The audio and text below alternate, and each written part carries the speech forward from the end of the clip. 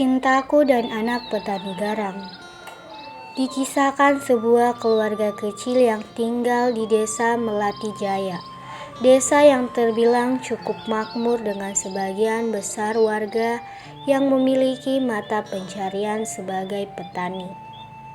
Keluarga ini terdiri dari seorang kepala keluarga, ibu rumah tangga, dan seorang anak yang akan melanjutkan studinya di perguruan tinggi.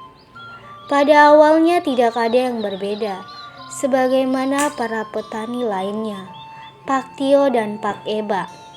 Dua orang sahabat ini pergi ke sawah dengan menenteng beberapa peralatan dan bekal masing-masing.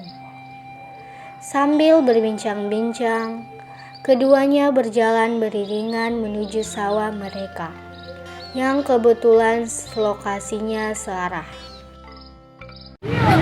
Kenapa kira-kira kamu terlihat murung, Tio? Anakku Isma akan masuk perguruan tinggi. Lalu apa masalahnya? Kan anakku pintar. Aku kan petani, tidak punya penghasilan cukup untuk membiayai anakku. Kalau begitu carilah pekerjaan tambahan palet, Tio. Saya punya pilihan lain. Atau tidak kamu mengikuti saja saran dari penyuluh-penyuluh tersebut? Malasku. Tio, ada apa? Apakah kamu tidak ikut dalam penyuluhan kegiatan tadi? Tidak.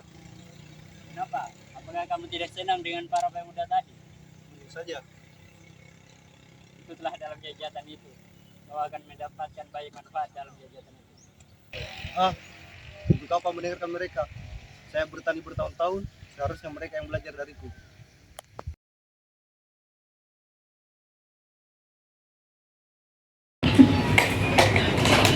Nita, Kenapa? bagaimana untuk persiapan sosialisasi balai desa besok? Materi sama peralatannya sudah siap semua nih, tapi kalau masalah warga, jangan tanya saya, tidak tahu juga. Saya bingung juga kenapa itu para warga datang menerima saran kita. Padahal kalau udah berhasil, kita tidak minta bayaran juga.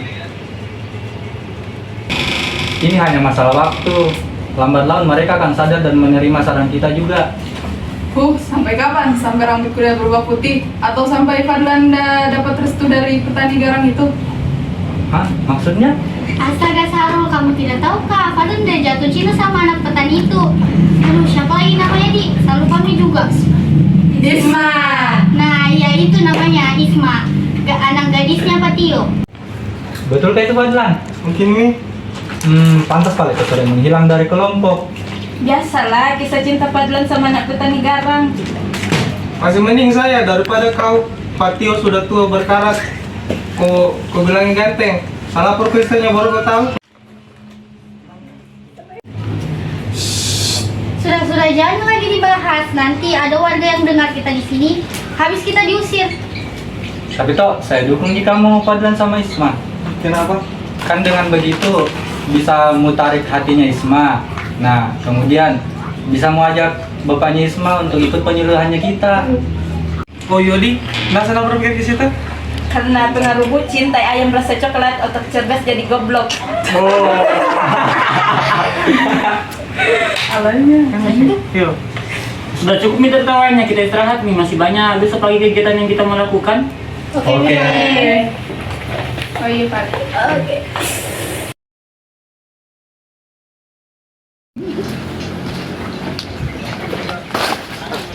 Assalamualaikum. Waalaikumsalam. Orang tua kamu ada di rumah nggak? Ada? Oh, silakan masuk, Kak Raja.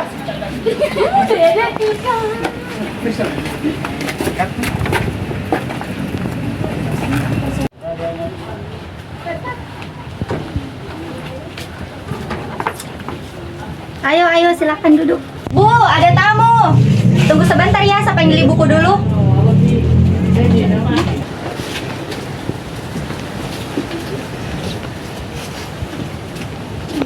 Ini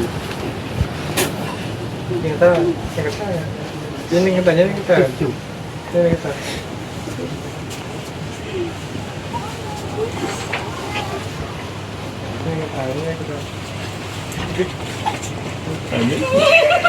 Sudah, begitu duduk. 3. Oh, kalian mahasiswa KKN itu ya? Iya tante. Buatkan minum sana. Tidak usah repot-repot. Tidak apa-apa, tidak merepotkan kok.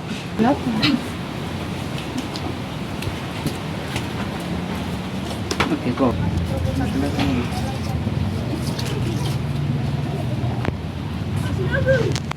Om, Ada apa kalian datang ke sini?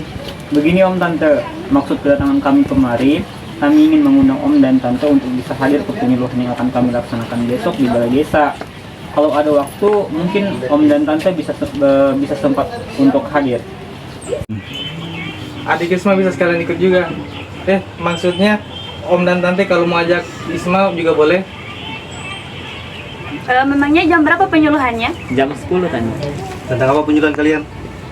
Jadi penyuluhan kami itu tentang metode SRI.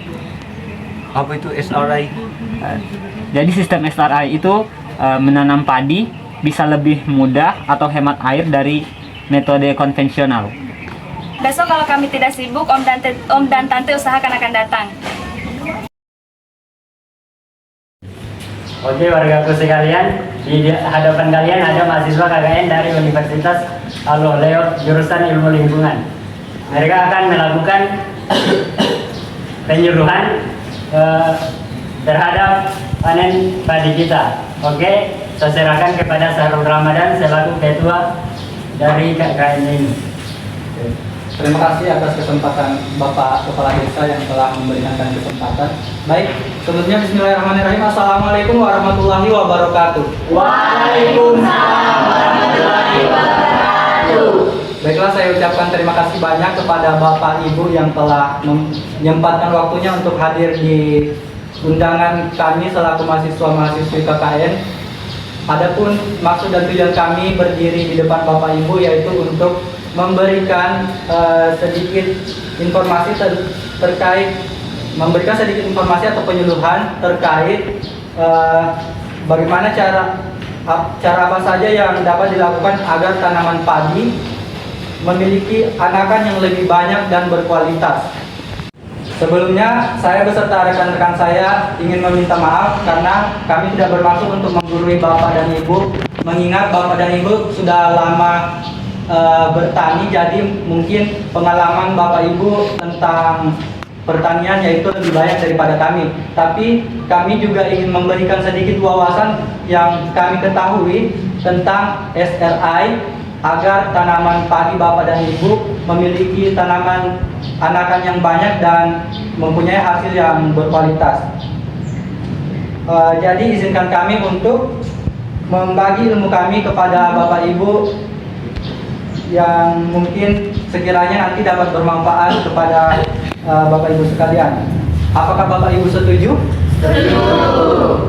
Oke, baik. Saya persilahkan kepada rekan saya Mita untuk melanjutkan penyuluhan kami. Silakan. Baik, tanpa mengurangi rasa hormat, izinkan saya memperkenalkan diri terlebih dahulu. Perkenalkan, nama saya Mita. Di sini saya akan menjelaskan beberapa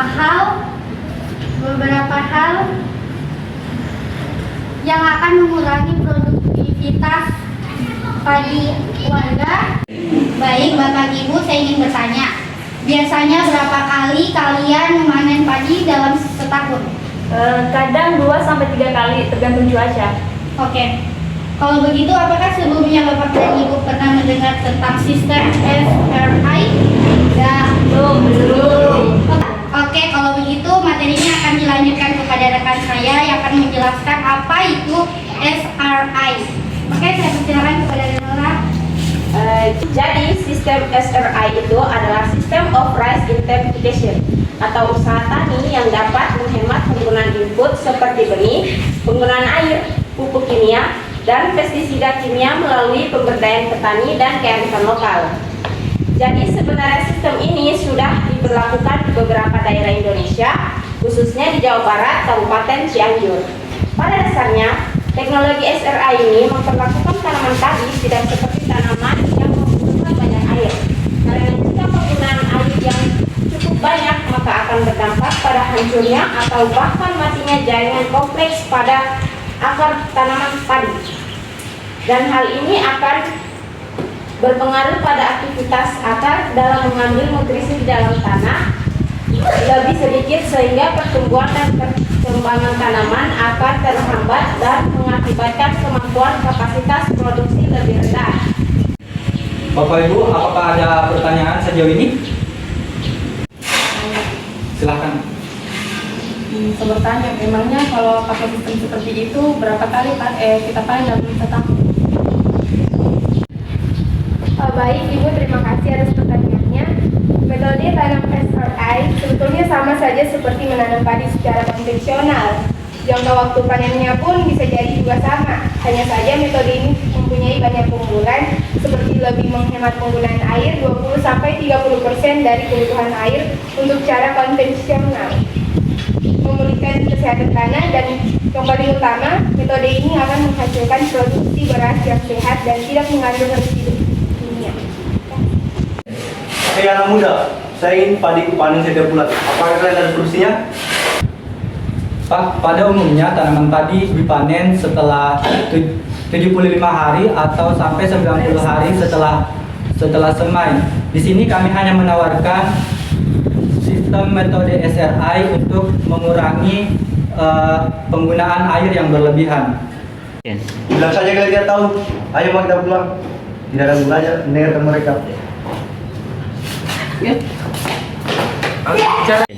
Hei anak muda, desa kami tidak kekurangan air. Kami tidak butuh metode yang kalian tawarkan.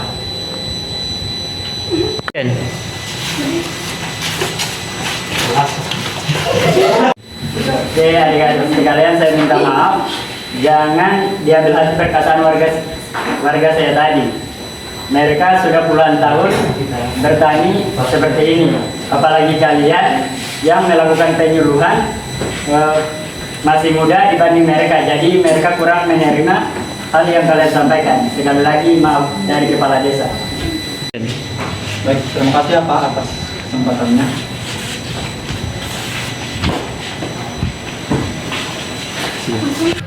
Pada akhirnya, akibat tidak mendengarkan penyuluhan mahasiswa KKN dengan baik, tanaman paktio menjadi gagal panen.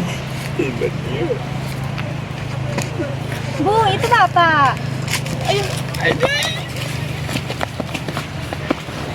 Dan penyesalan selalu datang di akhir.